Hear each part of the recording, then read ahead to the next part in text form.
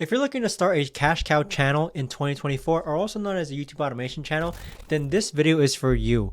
I've made over $1 million in revenue over the past 4 years in which I've been managing my own cash cow channels. And with that, this video is intended to be your comprehensive guideline as far as starting a YouTube automation channel in 2024 goes. So let's go ahead and get started. I'm going to be going over like 7 easy steps, but the first step is to choose a specific niche. So I basically just wrote down quite a few of do's and don'ts when it comes to choosing a specific niche for your cash cow channel. Now, the first one being don't choose meditation, okay? Unless you are actually someone who meditates, don't choose a meditation channel. Don't do compilation channels because those can't get monetized. And even if you do by chance get it monetized, there's always a chance that it can be demonetized. Don't choose a niche simply because someone tells you to go into that niche, all right? So a lot of these people, there's suggestions of niches. Like on my own YouTube channel, I may suggest some niches, but don't just go into a niche just because I'm telling you to, for example, go into sports. Fourth thing is don't go into a niche you know nothing about.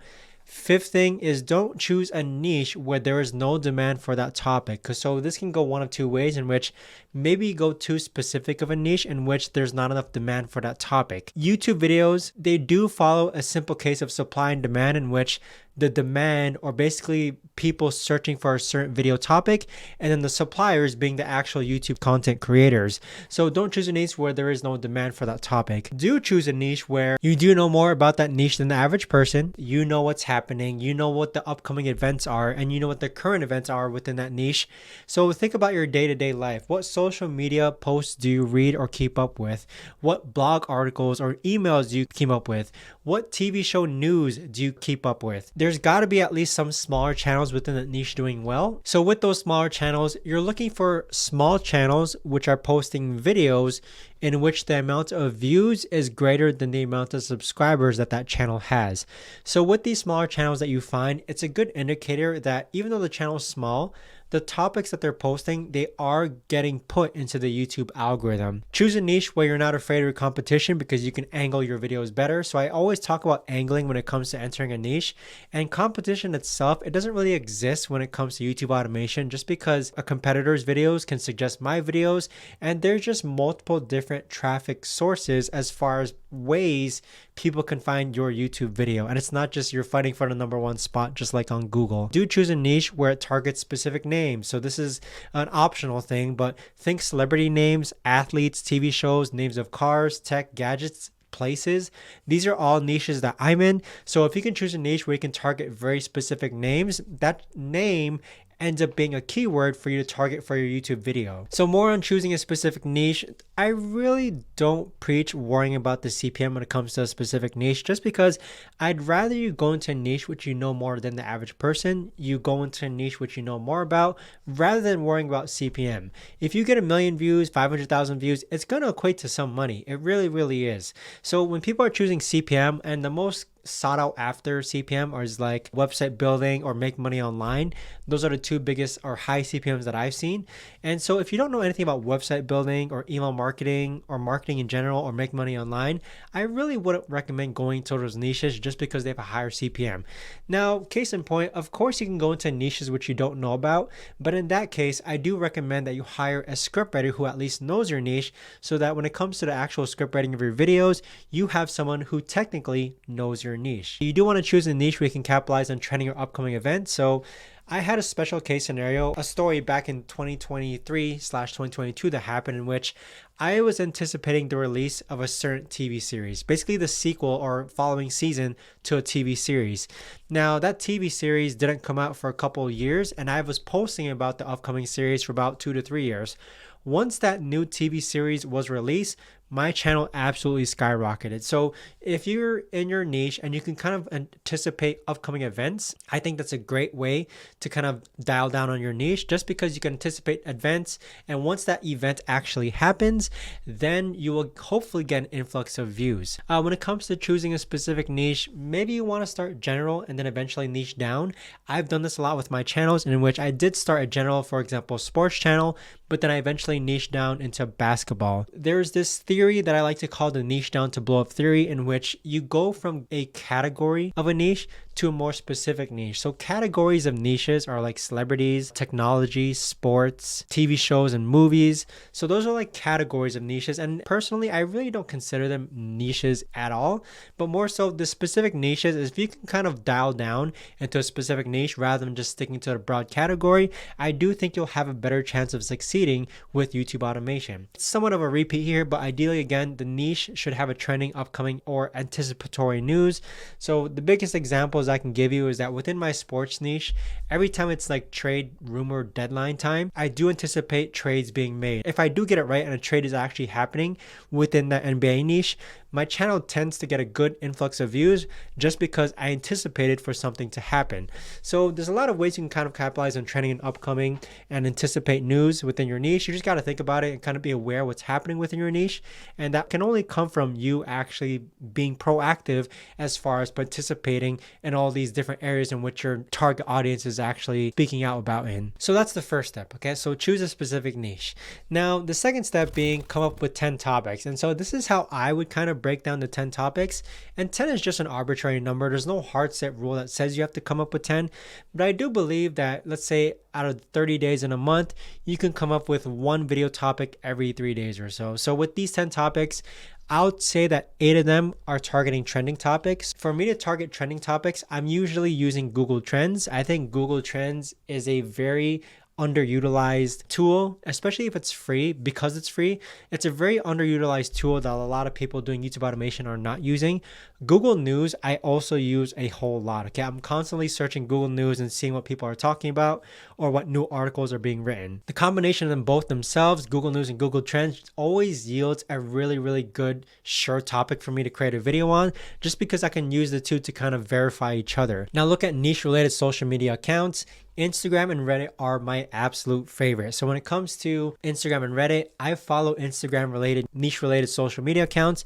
And I also join subreddits that are active related to my niche.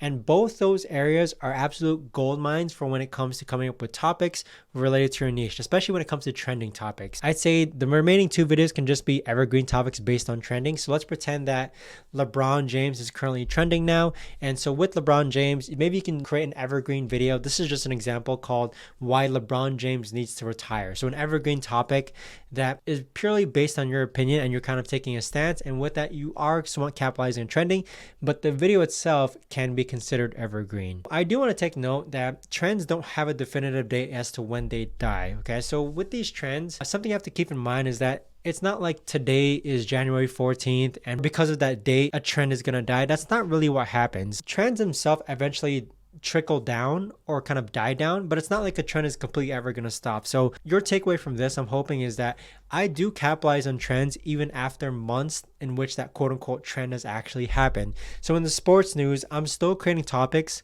on news about events that happened months ago, and it still tends to work even to this day. Trends don't have a definitive date as to when they die. Capitalize on trends, especially if you can come up with a good topic and title for that topic. Don't be so harsh on yourself when it comes to, okay, this trend, it's already been a week, I'm just going to skip that topic. I really don't think that way, and I don't think you should think that way either when it comes to coming up with trending topics related to your niche. I do think though is that if a trend has happened a week ago, how can you repackage that content or that trend to make it a brand new fresh idea and introduce that into YouTube? So this kind of relates to my next bullet point here, in which whatever trend or whatever topic you decide to choose, you want to ask yourself the million viewer question, which is how many people do you think would actually want to watch this topic? Is it 1,000 views, 10,000 views, 500,000 views, a million views? So when you're asking yourself this question and you're coming up with topics, you really don't want to put yourself in your viewer's shoes and ask yourself, what if even 1,000 people watch this video? Would even 10,000 people watch this video? If you're being really targeted and you're not really seeking views, let's pretend that you're like a film channel, for example, maybe 1,000 views is good enough. But for YouTube automation channels, maybe 500,000 views will be good enough for you. Me personally, when I ask myself this question here, how many people do you think would actually watch this topic? If I believe like 100,000 people would actually watch this video, would actually click and watch this video, then that's for me a good green flag or indicator as to let's put this topic into production and let's actually get it posted onto YouTube. Next step you have is finding a team to create the videos. Okay, so ideally you want to get each video for less than $100, but there's multiple factors to this. Maybe it depends on the complexity of the script itself, how long your script is. Now comes the idea, should you create the videos yourself? I truly believe that if you don't plan on creating the videos in the future, I'd say start outsourcing now. So that's normally my mentality, in that if you don't plan on editing your videos, 6 months, 1 year, 5 years down the road, I would say just hire an editor now so that they can kind of get used to what type of editing style you want. I understand like capital is an issue or a problem for some individuals, but with that though, YouTube automation is a lot easier if you do have capital. But even if you don't, I'm not saying it's impossible. Maybe you have to start creating the videos yourself for now, but in the future, I'd say get to the position in which you do start outsourcing as fast as possible, and for when the channel can actually start paying for itself. My go-to has been Upwork for finding high quality freelancers. I've been using Upwork for over 4 years now, and it has been absolutely phenomenal when it comes to hiring quality script writers, voiceover artists, video editors, project managers, thumbnail designers, and description writers. Just as a review, first you have choose a specific niche, then you want to come up with the topics, then you want to optimize the titles for that topic, then you want to find a team to create the videos, and then you want to create the best possible thumbnail. So I'm going to go over an example as far as what good thumbnails look like. So there are 4 main formats as far as the thumbnails that usually are applied to the channels that I run. And so the 4 main thumbnail formats I call, number 1, it's a 3-point thumbnail concept. Number 2 is the single scene thumbnail. Number 3 is a split screen thumbnail. And number 4 is the breaking news type style thumbnail. So I'm going to try and show you examples of each of these on a YouTube channel, which I've come across. So over here, okay, so if you look at the latest video, what you see here are like single scene thumbnails. So what I mean by single scene is that your eyes are instantly attracted to like the overall thumbnail together. The single scene thumbnail is great for when it comes to TV show thumbnails or movie thumbnails, or basically just in which the entire thumbnail itself just looks like the entire scene fits within itself. Okay, so that's a single scene thumbnail. These thumbnails here can also be interpreted as a 3-point thumbnail. So there's 3 main points that your eyes are drawn to. So we have one individual there, and then the car that's red. So that's 3 points. You don't want to make your thumbnail so complex where the viewer's eyes are scattered everywhere and they're really trying to understand what's happening within the video. So all of these here can also be considered 3-point thumbnail formats. Over here, we have a breaking news type style thumbnail, which is also a split screen style thumbnail, in addition to kind of being almost a 3-point style thumbnail. So here we have the split screen, okay? So it's basically 2 main points. First, you're looking at Kevin Durant. Then you're looking at Victor Wembanyama shoot. So that's basically a split screen thumbnail. But they're also adding the breaking news type style format, in which they're kind of declaring like it's some sort of news that's happening. So again, here's another example. Here we have a split screen style thumbnail with the breaking news style thumbnail format as well. Here you have a single scene thumbnail. Now this here can kind of be seen as a split screen style thumbnail. So with that, you have right here over here, Grant Hill, and then you have the words on the right side. So it's 2 main points, which is good. And with that, it just leads to a nice overall thumbnail. The color scheme is also very good. If you look at the most popular videos, you can kind of see here a breaking news type style thumbnail format. Again, breaking news. Here we have kind of like a split screen style thumbnail format. Again, more single scene or 2-point thumbnail formats. Here, I'd say this is a bit distracting, so I'm surprised that this one worked. But again, it's all about experimentation when it comes to YouTube, in which you may want to combine different formats that you see here to kind of get a thumbnail that works for you. One thing to note is that you'll be surprised in which once you start posting, maybe not every single thumbnail is going to be the way you like it. You might be surprised that whatever your thumbnail designer creates, it might end up working still on YouTube. So that's happened multiple times for me, in which I've received a thumbnail, I thought it was okay, but it ended up going viral on YouTube. So one thing to note is that the YouTube audience themselves, they're the ones who have the ultimate decision to decide whether or not your YouTube video is, or your YouTube thumbnail is viable or it's a good thumbnail. So you don't want to be hardcore stuck on your opinion and always make sure that the thumbnails are following along with what you want. Sometimes you may want to test something out. You receive a thumbnail, it doesn't look good in your eyes, but maybe you just post it anyways to see if it works, and it ends up working. You have to be open to the idea in which the thumbnail designers that you end up working with, they are trying to be creative, hopefully, when it comes to creating your YouTube thumbnails, and maybe sometimes you want to try their own ideas and kind of put your idea aside as to what kind of thumbnail are they thinking when they come across this YouTube topic. So be open to the idea. Here you can have 4 different style thumbnail formats that have been personally worked for me, and they've been great. So as a review, first you want to choose a specific niche, then you want to come up with the topics, then optimize the titles, then you want to find a team to create the videos, then you want to create the best possible thumbnails, and next you want to upload the videos. Okay, so with uploading the videos, it sounds like a very simple step, but what I want you to keep in mind is that the upload frequency depends on your budget, and it also depends on how often you can come up with high quality creative ideas for videos on your channel. Take 2 case scenarios, okay? So one channel is posting daily, one channel is posting once every week. This channel only has to think of 1 video per week or 4 videos per month, while this channel here has to think of 30 different ideas every single month. I imagine that there's going to be some sort of way as far as if you only have to think of 1 video topic idea per week, I think you can come up with really, really good topics, versus if you have to come up with 30 different topics, I do think it's going to be a bit more difficult. But maybe find a balance between the two, in which you're kind of experimenting between posting daily and posting weekly. And once you start posting daily, maybe you can start decreasing the frequency and see if your revenue or viewership changes, and kind of find that perfect spot as far as, okay, I can post this amount of videos per month and still make the same amount. So with me, I have channels that post once a week, I have channels that post 3 times a week, and I have channels that post daily. So it really depends. Finding your frequency, there's no hard set rule as to how many times you should publish. But with this video though, I did talk about having 10 topics at first. So I'd say safe bet, posting every 3 days is a good safe bet for getting started, and the upload frequency for your YouTube automation channel. So with it though, first you want to choose a specific niche, then you want to come up with the 10 topics, optimize the titles of those topics, find a team to create the videos, create the best possible thumbnails, upload the videos, and analyze the results. So I just noticed that something I do want you to keep in mind is that the step here, as far as coming up with the topics, afterwards you do want to optimize the titles for the topics. When it comes to optimizing the titles of the topics, this is the criteria that I follow when it comes to the titles of my videos. So ideally you want to keep it 70 characters less. If you can pit 2 opposing sides against each other to kind of make it look like there's conflict or battle, that's also a great way to title your videos. Questions are good when it comes to titling your videos, or explanations why something happens. So why LeBron James needs to retire, why Stephen Curry needs to retire. If you're using a verb in your title, such as the word reveals, I'd say it's best practice to actually capitalize the verb just so it sticks out more and kind of increases click-through rate, hopefully. And then lastly, you do want to make sure that the primary keyword of your title is at the beginning as well. I do apologize for missing this step, but just as a review, we have choosing a specific niche, coming up with the 10 topics, which is step number 2, optimizing the titles of the topics, which is step number 3, finding a team to create the videos, which is step number 4. Number 5 is create the best possible thumbnails. Number 6 is upload the videos.